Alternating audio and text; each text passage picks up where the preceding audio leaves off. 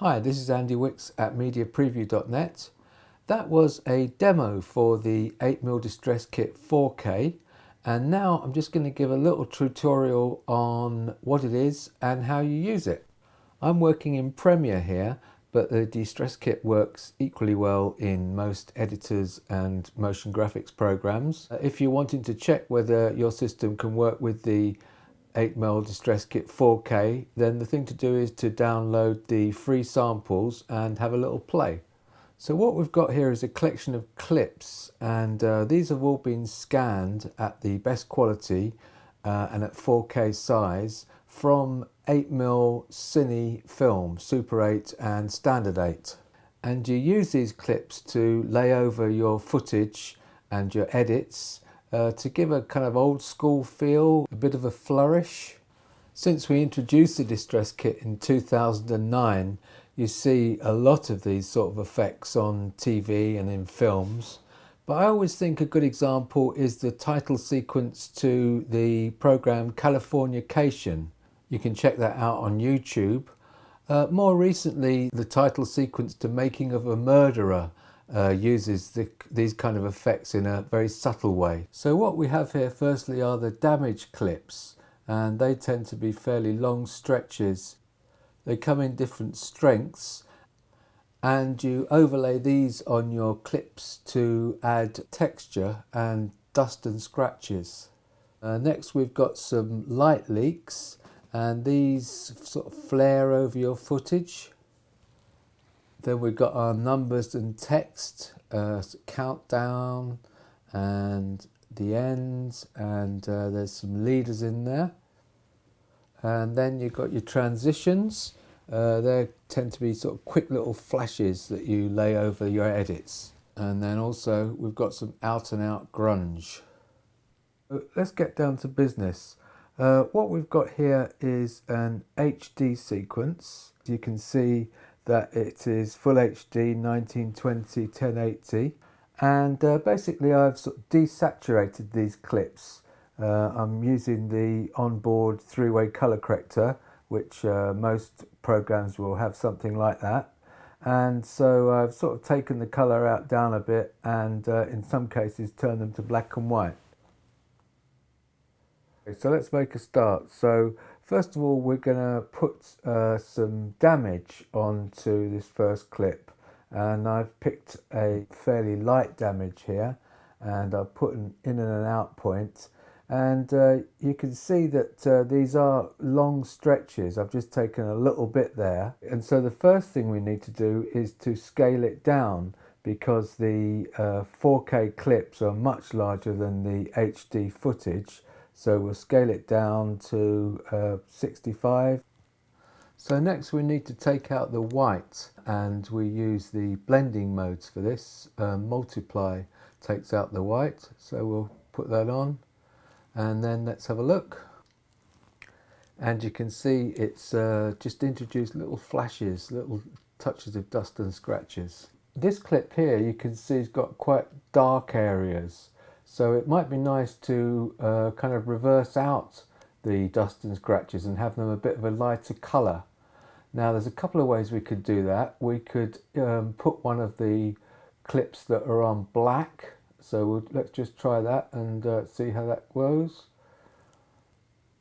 Well, first of all we need to scale it down. There we go, to 60%. And to take out the black, we need to, this case, use the screen mode. So multiply takes out white, screen takes out black. And let's have a look at that. So you can see the little spots of the little flashes there. So that looks pretty good, but let's just try a different route. What we're going to do now is to bring up one of the white clips, and we're going to reverse it out. So first of all we'll drag it down, we'll scale it down. So now what we need to do is to put the invert filter on. So we'll type in invert, channel invert, and so now we've turned the white to black, and it's a question of using the screen mode to get rid of the black. So that looks okay, I think, but we can probably improve that. It's a little bit milky around there.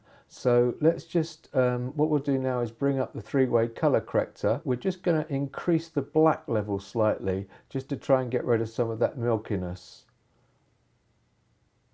Okay, so let's have a look at those. And that's coming along, I think. So for this clip, let's make it a little bit more grainy. We'll use one of the clips that has more grain in it. We'll put an in and an out point and drag that down, scale it down. Now the grain ones work quite well in the overlay mode, so let's just do that. It's just off screen. So that's kind of introduced quite a sort of noir look, but let's just try and brighten things up a little bit. So what we could do is to take out the colour of the actual Distress Kit clip. We'll use the three-way and just desaturate that. And now we'll just sort of brighten that up a little bit.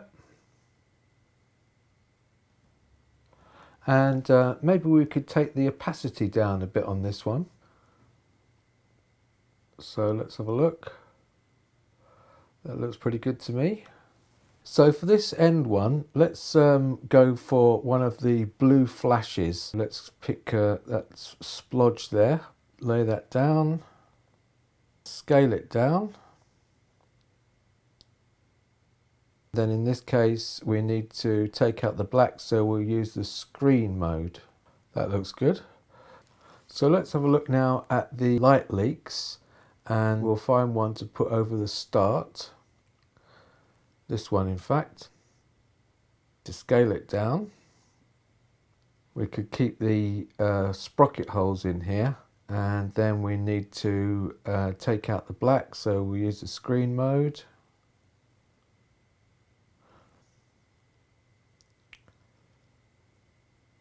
So that's good, but let's just actually start it where that white, where it flares over white. So we'll bring that back, and then we'll just put in a little dissolve. That's good.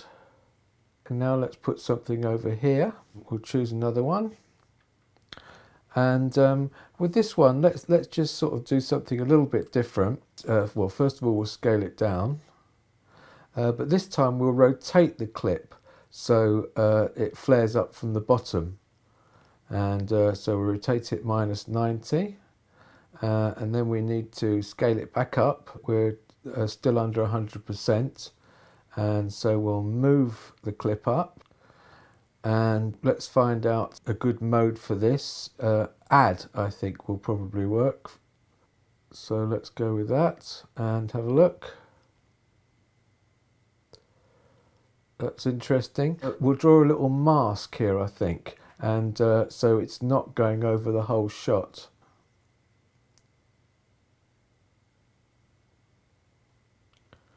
Okay, then I need to invert that and feather it out. And let's look at that. Yep, that looks good. Okay, so now let's put some transitions on, and we'll drag that down and scale it down again, and we'll change the blending mode to add. Let's find another one. Let's scale it down. Use the add transfer mode. So let's have a look at the sequence. And you can see we've sort of added a totally new look to this. And we could have just picked another set of clips and it would look different again.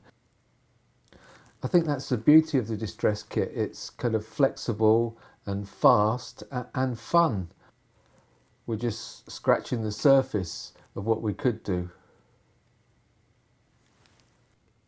So finally, let's just have a look at frame rates. The Distress Kit is scanned at a frame rate of 25 frames a second. But it works equally well at other frame rates. So I thought I'd just do a little test here where I've downloaded this traffic footage and put it into a sequence. And if we look at the sequence settings, we can see it's 1080p but the frame rate is 29.97. And what we've got here is we've got a light leak clip and a damage clip, and these are out of the box at 25 frames a second.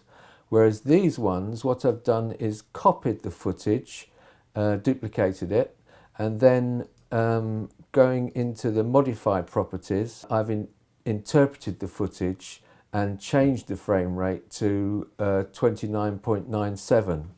So let's just have a look at see if there's much difference. So this is the 25 frames a second.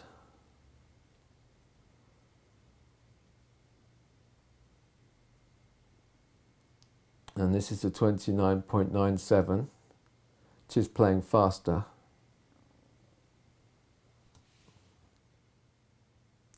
So I don't think there's that much in it, but it's probably a good idea to interpret the footage to match your frame rate. So there you have it. The Distress Kit comes in two versions, the classic version, which has 32 clips, and the premium version that has a total of 64 clips. And there's an upgrade path from the classic to the premium versions. The only downside is that these 4K files take up a lot of space, so it's a hefty download, 5.6 gigabytes for the classic version and another 4.5 for the premium version. So you'll need a good steady internet connection. If that's a problem or you get stuck, you can always get in touch with us and we can arrange to ship it to you on a memory stick. So I'd recommend that you have a look at the clip previews, and then you can see exactly what you're getting, and maybe download the free samples and have a little play. But in the meantime, this is Andy Wicks at mediapreview.net. Thanks for watching. Hope you enjoyed the tutorial, and see you next time.